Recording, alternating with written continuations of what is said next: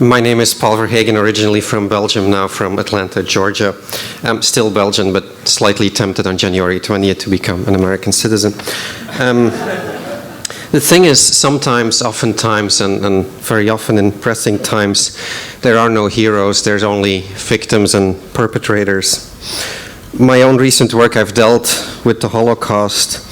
It's one of those things where you can only say this happened. We don't know why. We don't know what it means, but it happened. When Primo Levi wrote the first installment of his memoirs in 1946, no serious publisher wanted to publish it. Nobody wants to read this depressing stuff, they said. And they were right for a while. The first edition sold 1,500 copies. Levi's was a tale we were not ready to face in 1946, but it reached us like Elie Wiesel's and so many others for the right reason, because it had to. I'd like to read from the very first pages of the book about the night before the deportation. Everybody in the transition camp knows what that means, but life goes on.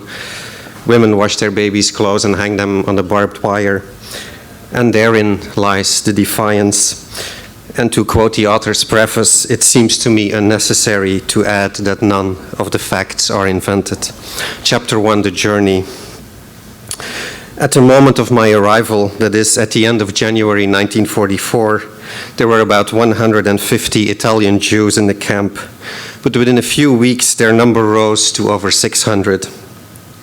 For the most part, they consisted of entire families, captured by the fascists or Nazis through their imprudence or following secret accusations. A few had given themselves up spontaneously, reduced to desperation by the vagabond life, or because they lacked the means to survive, or to avoid separation from a captured relation, or even, absurdly, to be in conformity with the law.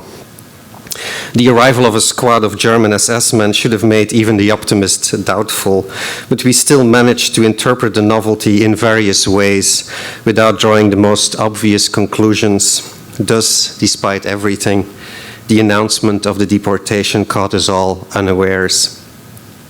On February 20th, the Germans had inspected the camp with care and had publicly and loudly upbraided the Italian commissar for the defective organization of the kitchen service and for the scarce amount of wood distribution for heating. They even said that an infirmary would soon be opened, but on the morning of the 21st, we learned that on the following day, the Jews would be leaving. All the Jews, without exception, even the children, even the old, even the ill. Our destination, nobody knew. We should be prepared for a fortnight of travel, for every person missing at the roll call 10 would be shot. Only a minority of ingenious and deluded souls continued to hope. We others had often spoken with the Polish and Croat refugees, and we knew what departure meant. For people condemned to death, tradition prescribes an austere ceremony, calculated to emphasize that all passions and anger have died down, and that the act of justice represents only a sad duty towards society, which moves even the executioner to pity for the victim. Thus, the condemned man is shielded from all external cares, he is granted solitude, and should he want it, spiritual comfort.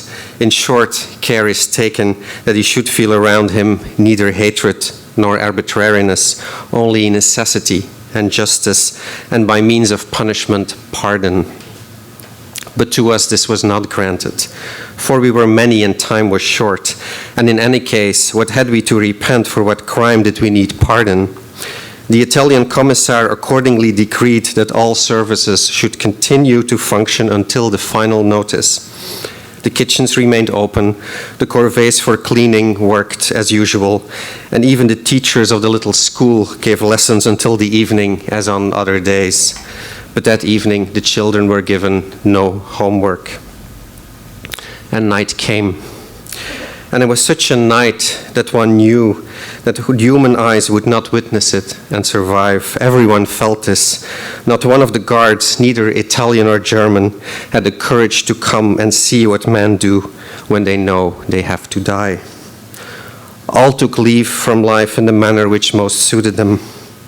Some praying, some deliberately drunk, others lustfully intoxicated for the last time. but the mothers stayed up to prepare the food for the journey with tender care and wash their children and pack the luggage. And at dawn, the barbed wire was full of children's washing, hung out in the wind to dry. Nor did they forget the diapers, the toys, the cushions, and 100 other small things which mothers remember and which children always need. Would you not do the same if you and your child were going to be killed tomorrow? Would you not give them to eat today? Thank you.